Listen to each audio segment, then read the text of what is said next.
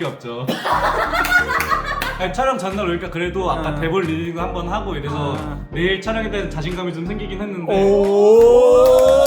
1분 전에 나 반성해.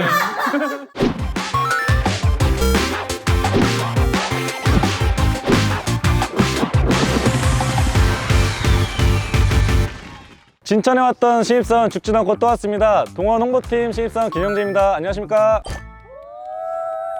본격적으로 들어가기 앞서서 감사할 분들이 제가 참 많습니다. 앞선 1편, 2편에 달린 댓글들을 저도 또 사람인지라 혹시 악플이 있을까봐 차분히 읽어봤는데요. 저 신입사원 보너스는 돌아 라고 하시는 분들 골뱅이 뒤에 뭐 있는지 다 기억하고 있습니다. 동원이 하는 사업들이 정말 다양하니까요. 보고 싶은 사업장이 있으시다면 댓글로 남겨주시면 저희가 바로 달려가서 그 모습 보여드리도록 하겠습니다. 제품을 소개해드리기 앞서서 동원에서 항상 사진 찍을 때 하는 구호가 있습니다. 저희 과장님 잘 아시죠? 네.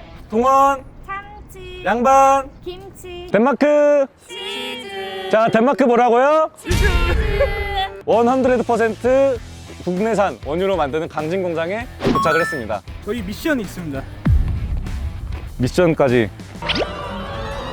덴마크, 이렇게 치즈. 자신 있습니다. 제가 잘 좋아하고 즐겨 먹는 음식들이어서 오늘 특별인 것 같지 않게 여러분께 제대로 어필해 드리겠습니다. 저보다 훨씬 더 잘 설명해 줄 수 있는 분을 모셨습니다. 대리님 나와주시죠. 안녕하십니까. 동원 F&B 강진공장 생산팀 이승용 대리입니다. 이 강진 공장이 치즈 전문 공장으로 불리는 이유가 있을까요? 강진공장은 1986년도에 국내 최초로 슬라이스 치즈를 생산했고요. 빠르게 4시부터 시작된다고 하는데 그렇게 일찍 치즈를 생산하시는 이유가 있을까요? 총 3배치를 하게 됩니다. 그래서 새벽 4시에 시작하고 그 다음 배치가 7시, 그 다음 10시에 시작하는데 10시에 시작한 인포케 제조 공정이 포장까지 끝나면 이제 오후 10시가 되거든요. 그렇기 때문에 새벽에 제조를 좀 하게 되었습니다. 저희 막차가 어떻게 되죠? 저희 내일 출근도 해야 되는데.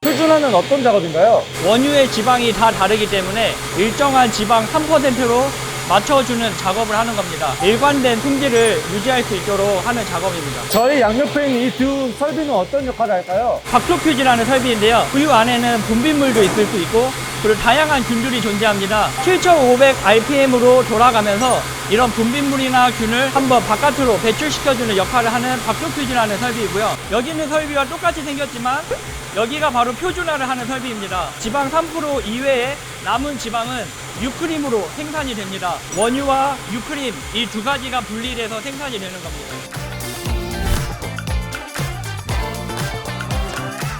표준화가 완성되는 우리 원유들이 어디로 가는 걸까요? 여기 보이는 원유 전처리 탱크로 수유를 하는 겁니다.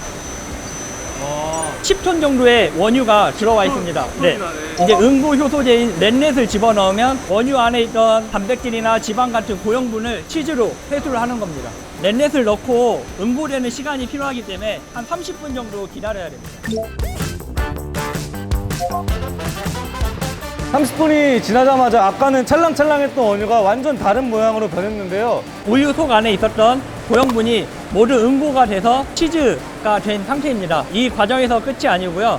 칼로 여러 번 썰어주게 됩니다. 그 안에 있던 유청이 분리가 되고요.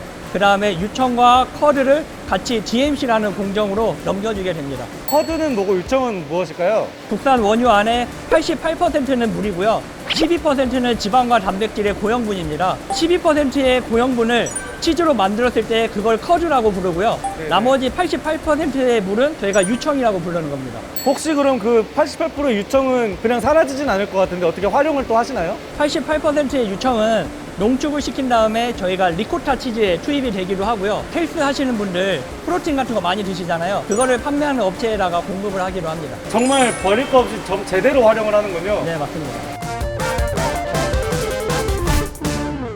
혹시 이 DMC 기계에 대해 설명을 좀 해주실 수 있을까요? 앞에 전처리 과정에서 치즈를 응고시켰지 않습니까? 네네. 유청은 여기 안에 있는 타공망으로 바깥으로 빼내고 커즈만 회수하는 과정을 하는 겁니다. 30분에서 1시간 정도 정치를 하면서요.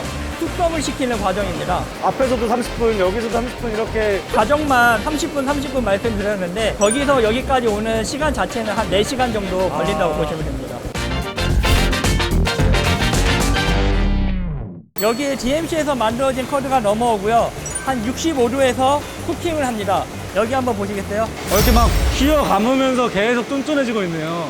반죽처럼 작업을 해주면서 여기 안에 치즈의 결을 만드는 과정입니다. 인포켓 치즈의 매출을 담당해주는 기계라고 봐도 무방할 정도네요. 아침부터 좀 피곤하거든요. 좀 같이 몸 좀 풀 수 있을까요? 저랑요? 네, 하래요. 하나, 둘, 하나, 둘.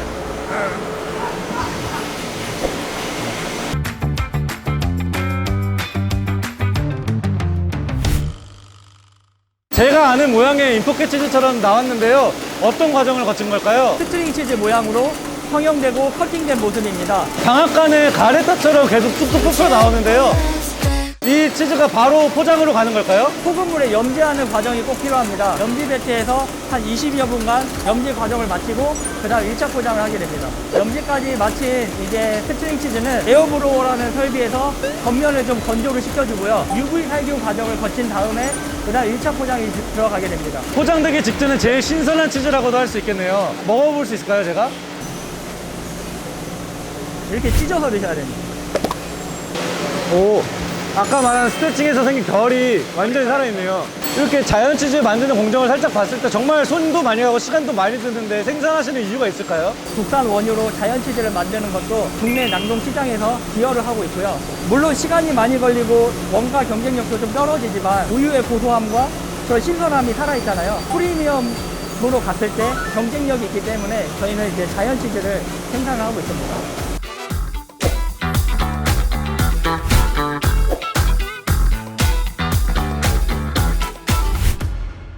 스트링 치즈가 하루에 몇 개 정도 생산될까요? 하루에 보통 16만 개 정도 생산이 되고요. 중량으로는 한 3톤 정도 생산하고 있습니다. 매일매일 16만 개씩 만들어지는 거군요.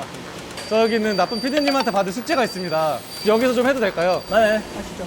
국내 1등 스트링 치즈 브랜드고요. 올해만 1등이냐? 작년부터 1등이냐? 아닙니다. 10년 내내 1등 하는 게 덴마크 인포켓 치즈군요. 여러분 장 건강 하실 필요가 없어요. 여기에 유산균이 몇 마리야? 세지도 못해.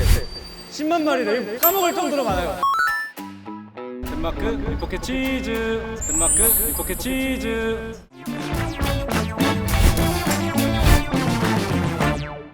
여기는 어떤 치즈를 만드는 곳인가요? 가공 치즈에서 사용하는 치즈 원물을 해동하고 탈봉하는 과정을 거치는 곳입니다. 1986년에 만들어진 그 슬라이스 치즈를 만드는 공장의 시작이군요. 이 긴 역사 동안 갖추어진 강진 공장 가공 치즈만의 경쟁력이 있을까요? 전처리 과정부터 포장 과정까지 그 라인의 밸런싱이 굉장히 잘 맞다는 점인데요. 그런 노하우가 86년도부터 쌓여졌던 게 원가 경쟁력도 높은 저희 공장입니다. 자연 치즈도 있고 가공 치즈도 있다고 해주셨는데요. 둘을 조금 한번 정의를 할 수 있을까요? 저희 공장에서 말하는 자연 치즈의 경우에는 국산 원유를 가져와서 그걸 가지고 치즈를 만든 걸 자연 치즈라고 부르고요. 가공 치즈는 이렇게 수입해온 외국산 자연 치즈들 있죠. 외국산 자연 치즈와 첨가물을 같이 혼합하여서 만드는 순간 이제 가공 치즈라고 불리는 겁니다.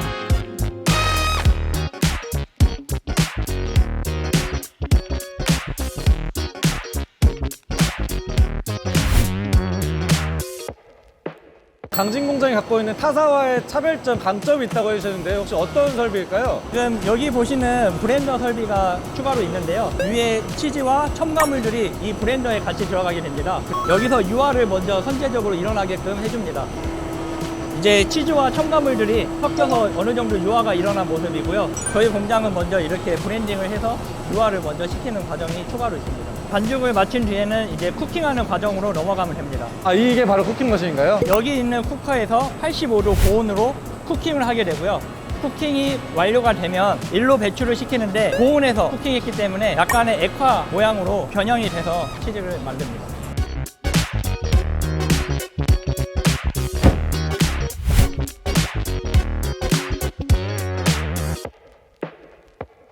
강진 공장이 진짜 치즈 공장이라는 게 느껴질 정도로 엄청난 속도로 치즈가 만들어지고 있는데요. 이 설비에 대해서 한번 설명해 주시겠어요? 독일의 나테카의 IWS라는 슬라이스 포장기입니다. 아까 액상 형태로 치즈를 쿠킹했던 것이 이 포장기로 넘어오게 되고요. 우리가 흔히 알고 있는 네모난 슬라이스 모양으로 1차 포장을 해주는 설비이자 공정입니다. 이렇게 1차 포장을 거친 치즈는 다음에 어떤 방식으로 포장이 될까요? 1차 포장이 완료되고 나서 이렇게 냉각 구조를 거쳐서 냉각을 하게 됩니다. 원하는 매수만큼 10매면 10매, 15매면 15매 이런 매수를 세팅했고요. 이 안에 이제 질소와 이산화탄소를 넣어서 잔류산소가 최대한 적게끔 그렇게 포장이 되고 있습니다. 잔류산소의 양을 최대한 적게 하는 이유가 있을까요? 산소가 많다 보면 그 안에서 치즈가 부패하거나 상태가 되기 때문에 그것을 최소화하기 위해서 가스를 주입하고 있습니다. 마지막으로 슬라이스 치즈를 봤는데요. 또 이것도 PPL 안 할 수 없죠. 저한테 맡겨줄 수 있을까요? 역사와 근본, 노하우를 가지고 있는 치즈이기 때문에 더 맛있고 더 신선한 치즈가 만들어지는 겁니다. 소화나무 슬라이스 치즈. 이 정도면 매출에 좀 기여할 수 있을까요? 충분히 만족합니다. 천사이신 것 같아요. 네, 오늘 이렇게 치즈 공정 원유부터 마지막 포장까지 친절하게 설명해 주셔서 정말 고생 많으셨습니다. 감사합니다. 네, 감사합니다.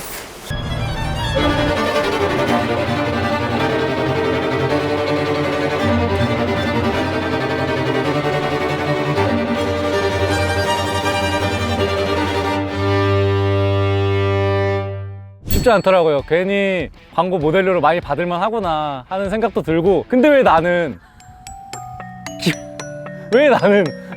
오늘 강진까지 정말 멀리 왔거든요. 그만큼의 노고가 전혀 아깝지 않은 현장 방문이었다. 이만큼만 같이 있다면 뭐 제주도든 뭐 덴마크든 더 멀어도 얼마든 갈 수 있다라고 생각합니다. 진짜죠? 제 돈으로 가는 건 아닐 테니까.